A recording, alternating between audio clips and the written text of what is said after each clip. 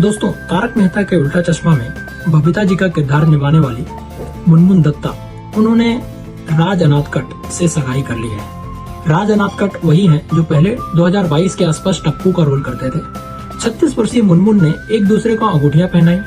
रिपोर्टों के अनुसार 27 वर्षीय राज के साथ पिछले महीने की शुरुआत में अपने परिवार के सदस्यों की उपस्थिति में एक सिंपल से सादे से समारोह में ये फंक्शन हुआ।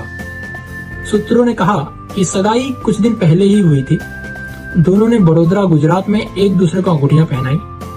मुनमुन और राज के परिवारों ने उनके रिश्ते को स्वीकार भी कर लिया है और वे समारोह में मौजूद भी थे। जब से राज तारक मेहता के उल्टा चश्मा में शामिल हुए थे, तब से वो मुनमुन के साथ डेटिंग कर रहे हैं और ये बहुत क्लियर था। सेट पर हर कोई इसके बारे में जानता था। वास्तव में कुछ लोगों को यकीन था कि मुनमुन और राज आखिरकार शादी भी कर लेंगे। अब उनकी सगाई हो चुकी है।